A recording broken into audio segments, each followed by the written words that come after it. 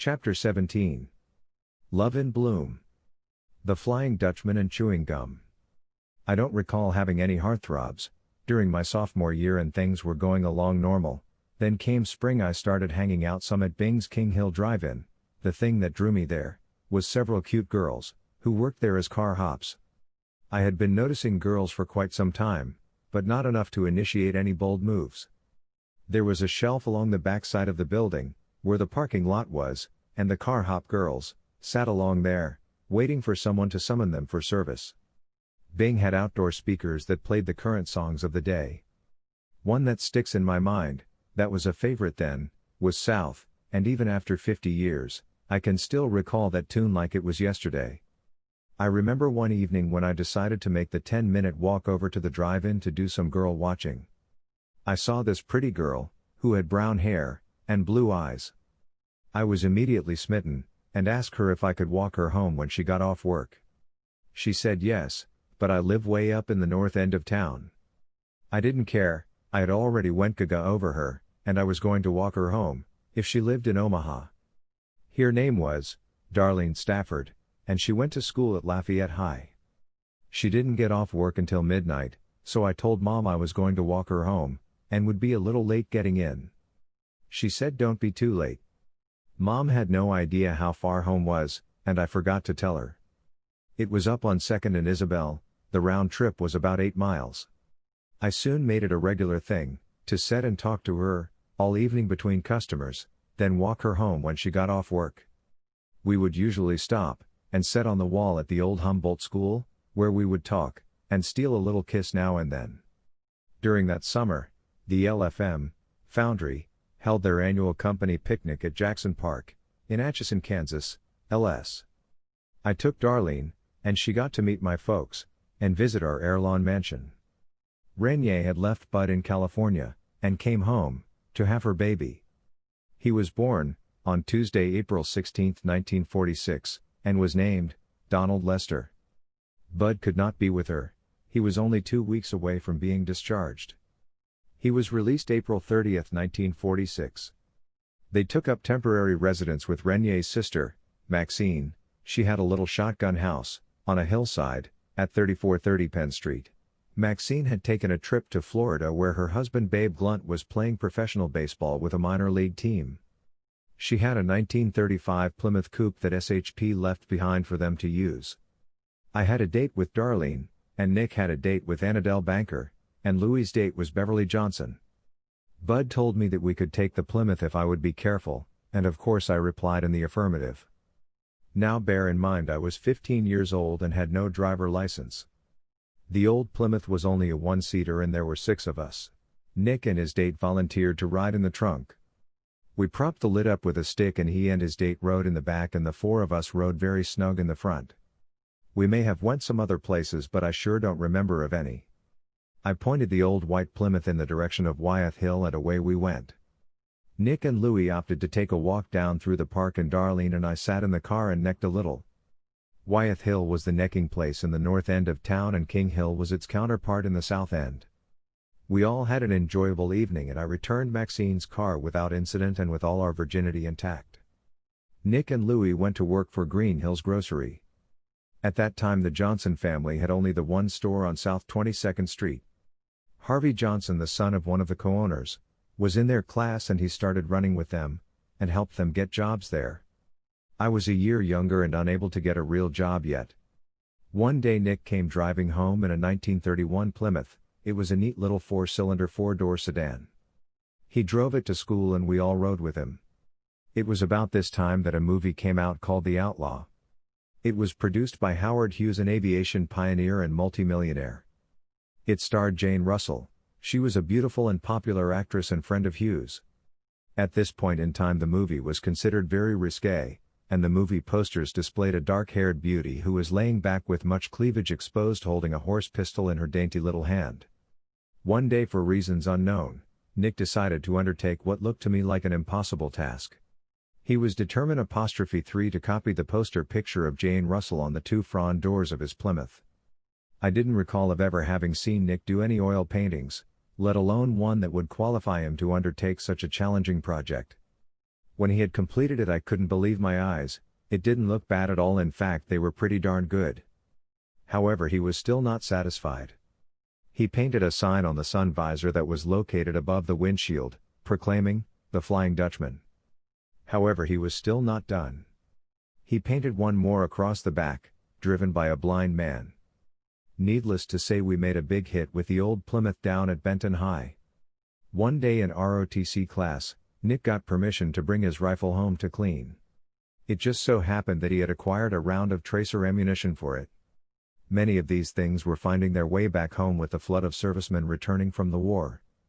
That evening after dark, Nick, Louie and I went out in back of their house to witness the spectacle that was about to take place. Nick loaded the round into the rifle, and aimed it at the middle of Little Africa, in an area he figured would be a safe target. When he squeezed the trigger, an enormous explosion occurred that echoed down through the valley as the fiery bullet streaked out of the muzzle and in a split second had hit an object on the hillside, possible a tree, and ricocheted up and over the hilltop heading for Florence Addition, the Missouri River, or Kansas. The higher and further it went, the brighter it seemed to glow. We stood gawking in amazement for a few seconds and then hurriedly retired to our respective homes. The next morning I scanned the paper, fearing that I would see where an FBI investigation had been launched to learn the identity of the person or persons responsible for firing the tracer round into the blackness of the night. Finding that we had dodged the bullet, so to speak, I breathed a sigh of relief, vowing never to do that again. But a few years later I did it again, but not in Erlon. Every year, the ROTC ball was held at the Frog Hop Ballroom. It was a formal affair with the cadets in uniform and their dates wearing beautiful formals, with a corsage. I didn't know any more about dancing than a hog knows about Sunday. That was just something we didn't do in Erlon. Nevertheless, Nick and Louie were going, therefore I would go too. But who would be my date? Since starting back to school, my long-distance romance with Darlene was beginning to wane. I was also starting to notice a little girl that sat across from me in study hall. One night while bidding Darlene goodnight, I told her that I didn't think that we should continue to go steady, but should start dating other kids.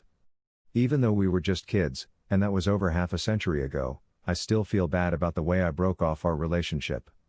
She was a sweet little girl and probably felt rejected. I have often wondered whatever happened to her.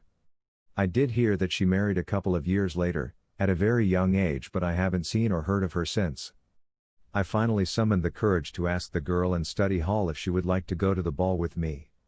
And to my amazement she said yes. The big night finally arrived, and believe it or not, Dad let me take the new '38 Chevy that he bought from Leonard Schoenfeld, a fellow that worked at the foundry. It was a nice-looking car and I could hardly believe my good fortune. Nick and Louie rode with me, and Louie took Beverly Johnson, but I can't recall who Nick took. Eva Plekin was a little Ukrainian girl that lived down on Alabama Street. Her parents, like many in the South End, came to America from the old country and spoke broken English. I don't remember seeing her dad. He may have been there, but I don't recall. I arrived with my corsage in hand and my heart in my mouth and scared to death. The ballroom was huge and all glittery, and we took our seats at our table, and guess what? The band started playing and people went to the dance floor and started dancing.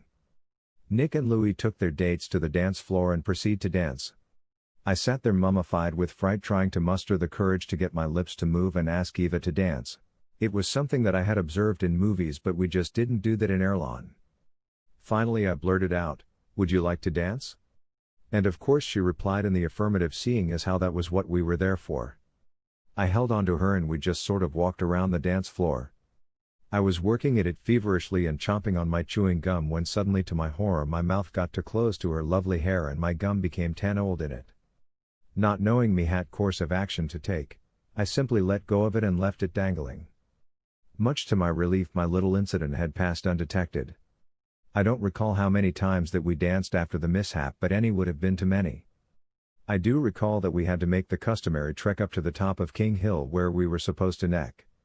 I don't recall for sure, but I think I may have given her a tiny peck.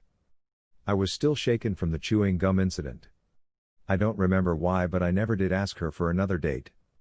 I was probably always wondering how he ever got the gum out of her hair, or if she ever figured how it got there. Eva married Paul Kovac. His dad had a grocery store on Mason Road. Paul went in with his dad and they eventually branched out into the supermarket business and became quite prosperous, and I think they had 7 children. About 30 years after the ball was over, I ran into Eva and asked her if she remembered the time that I got my gum caught in her hair. Much to my surprise, she didn't even remember it. Just think, I worried about the gum fiasco all those years for naught. Up until that moment I had evaded detection. Art Fender's big brother John was a prisoner of war in Germany. He became successful in the electrical business. Raymond Bailey, the boy that was playing shinny the day Pearl Harbor was bombed, was listed as missing in action in Europe, November 22, 1944. He was later listed as killed in action. He was 20 years old. Leroy Gokhan, the Airlon Cheerio salesman, joined the U.S. Marine Corps and was wounded in action on one of the islands in the Pacific. However, I ran into him a half-century later and he was retired and doing fine. Bob went back to work at the LFM foundry in Atchison, Kansas. He was receiving on-the-job training in metallurgy through a program initiated by the federal government called the GI Bill of Rights. Bud also went back to work at the LFM in St. Joseph. He attended a school in Kansas City studying mechanical drawing and draftsmanship under the GI Bill. Both were following in the footsteps of their dad AMD uncles, preparing for a career in the steel foundry. Bob was reading a car to commute from St. Joseph to Atchison, while they were living temporarily with Joyce's parents. His brother-in-law Bud McCaig had just got out of the Navy and decided to sell his slick little 1932 Ford to Bob, and buy himself a Cushman motor scooter. After doing so, he overlooked one little detail. He forgot to mention the transaction to his fiancée Barbara Hemstock. When she learned that she would be leaving the church dressed in her wedding gown, riding behind the groom on the scooter with tin cans tied to the back. The wedding was nearly called off because of minor technical difficulties. Bud acquired additional transportation and the wedding went off without a hitch. At this writing they are celebrating their golden wedding anniversary. For a short time Bob and Joyce lived with her folks before moving to an apartment in Atchison, where they lived briefly before returning to St. Joe, where they rented a basement apartment at 5904 King Hill Avenue. It wasn't long before they traded the 1932 Ford for a black 1936 Ford. Bud and Renier became temporary residents with us. Don't ask me how we all fit into that little shotgun house, but we somehow managed. Another returning war veteran was Delbert McLaughlin. Soon after getting home he bought a 1934 Chevy Coupe. I was hanging out at their house when Delbert invited us to take a ride with him in his new car. The McLaughlin kids and I piled into the old Chevy. I got to ride in the rumble seat, and what a ride we had. Delbert went roaring up over the 6th Street Viaduct, and when he came to Atchison Street he cut across the corner of the fairgrounds. It had rained the previous day and water was standing in a big pothole. We plowed through it and got a good drenching. Delbert continued on over to 11th Street and headed north to Hickory Street. He brought it to a halt at his destination, the Hickory Street Tavern. It seems as though Delbert had gotten a little thirsty and decided to stop at this watering hole. After waiting a while we began to wonder how much water he was taking on. We were debating whether to wait a while longer or get out and start walking home. However, he soon rejoined us and headed toward home, flying back down 11th Street. Although I was a bit muddied up, I was quite happy to have made it back in one piece. Sometime in 1946, McLaughlin's moved to 315 Dakota Street, in the south part of town.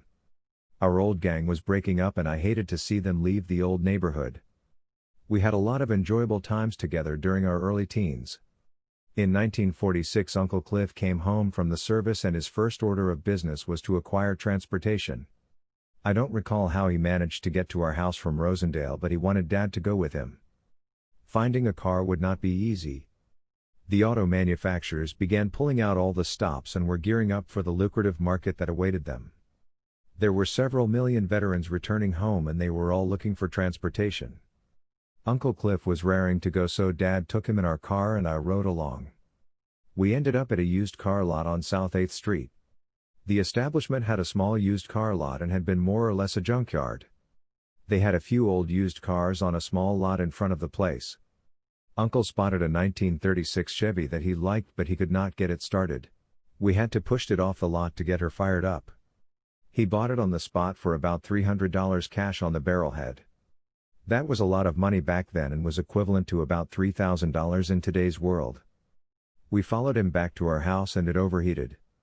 After adding water to the leaky radiator, he set out on his journey back to Rosendale. The trip was not very successful.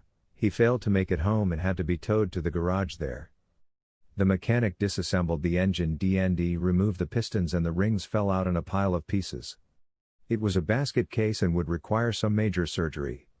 I imagine that this scenario took place countless times across the fruited plains of America. The returning servicemen had their pockets full of mustering out back pay coming when they were discharged and were set upon by shysters and conmen. It was a buyer beware market. I went up to stay a few days with Aunt Ann and Uncle Cliff, and while there I helped Uncle put up hay. This was before post-war production began pumping out portable hay balers. Uncle Cliff had a team of horses and a hay rack wagon. While he was pitching the hay up onto the wagon, I was on top of the load with a pitchfork scattering and stomping the hay. When we were ready to head for the barn, he climbed up on top to drive the team. I jabbed my pitchfork into the hay to have something to hold onto for balance.